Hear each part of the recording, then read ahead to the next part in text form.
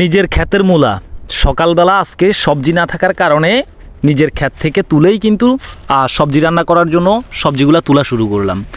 আমি এই শীতে সিজন আসছে পর্যন্ত সবজির মধ্যে শুধু নতুন আলু আর ফুলকপি ব্যতীত, কাঁচামরিচ ব্যতীত এর বাইরে আমি কোনো সবজি কিনি নাই। এই যে প্রত্যেকটা মানুষ যদি আপনার নিজের বাড়ির আঙিনায় টুকটাক যদি জায়গা থাকে সেখানে যদি আপনার নিত্য প্রয়োজনীয় সবজিগুলো আপনি রোপণ করেন, তাহলে সেখান থেকে কিন্তু আপনার দৈনন্দিন জীবনের চাহিদাটা মিটে যাবে। আমাদের ভিতরে আসলে অলসতা ঢুকে যাওয়ার কারণেই কিন্তু আমরা পিছিয়ে আছি, আমরা ক্ষতিগ্রস্ত, আমরা অধিক মূল্য দিয়ে বাজার থেকে পণ্য ক্রয় করা লাগে। আপনারা জানেন মাছ এটা এমন একটা জিনিস, এটা সবসময় লাগে। তো এই জিনিসটা আপনি শুধু বাজার থেকে ক্রয় করলে, সবজিটা যদি আপনার ঘরে বা আপনার নিজের বাড়ির আঙিনে চাষ করতে পারেন, তাহলে আপনার অনেক টাকা বেঁচে যাবে। আমার এখানে দেখেন আমি ভেন্ডি করছি, ঢেঁড়স আর কি, মূলা করছি, মূলার শাক, ডুল্লার শাক, তারপরে আরও বিভিন্ন ধরনের শাক, পালং শাক। এই শাকগুলো আমি অনাবরত নিজে খেয়েছি, মানুষকে দিয়েছি, বিক্রিও করেছি। তারপরে ধনে পাতা খেয়েছি, বিক্রি করেছি, আবার ফেলেছি, এখন আবার উঠতেছে। এগুলার কোনো প্রয়োজন নেই, বাজার থেকে কিনতে হয় না। তারপর বরকটি, লম্বা সিম, তারপর হচ্ছে কইডা, শশিন্দা আমাদের আঞ্চলিক ভাষায়, তারপর হচ্ছে ঝিঙা, মিষ্টি কুমড়ার শাক, মিষ্টি কুমড়া, তারপরে লাউ শাক, মানে সব কিছুই কিন্তু আমি আমার নিজের বাড়ির আঙিনায় লাগাইছি। প্রতিদিনই আমি আমার নিজের এই বাড়ির আঙিনার গাছগুলা থেকে আমি বরকটি তুলতে পারি। বরকটি প্রতিদিনের সবজি হয়ে যায়। আজকে একটা মূলা তুলেছি, এই মূলা দিয়ে আজকে সবজি রান্না করা হবে।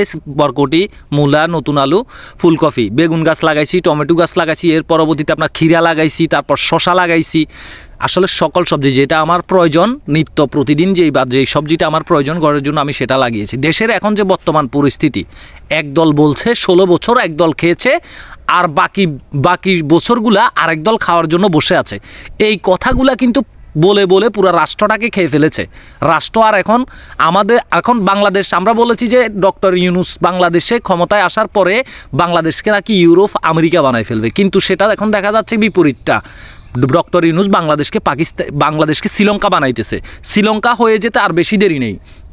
গতকালকে চাল ক্রয় করতে গিয়েছি, চালের দাম এত বেশি যেটা শুনে জাস্ট অবাক হয়ে গেলাম। বিশ্বাস করবেন কিনা জানি না, 53টা পণ্যের দাম এত পরিমাণ বাড়াইছে যেটা বলার বাইরে। এখন নিত্য প্রয়োজনীয় সবজির দাম বাড়ার কারণে অধিক মানুষ নিজের বাড়ির আঙিনায় সবজি চাষ করছে, যেটা তাদের নিত্য প্রয়োজনীয় চাহিদাটা মোটামুটি মিটতেছে।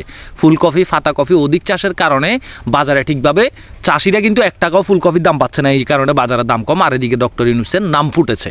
আপনারা আরেকটা জিনিস চিন্তা করে দেখেন, সিগারেটের বাজারে আসেন, হয়তো বা আপনি বলবেন ভাই আপনি সিগারেট খান এই জন্য বলতেছেন। না, আমি সবার জন্য বলতেছি। আপনি ডার্বি সিগারেটে আসেন, ডার্বি সিগারেট যেখানে 55 টাকা প্যাকেট ছিল, এখন প্যাকেট হচ্ছে 80 টাকা বিক্রি করছে। কোথায় যাবেন আপনি? 55 থেকে 80, মানে 20 থেকে 25 টাকা একটা ডার্বি সিগারেটের প্যাকেটে বাড়াইছে।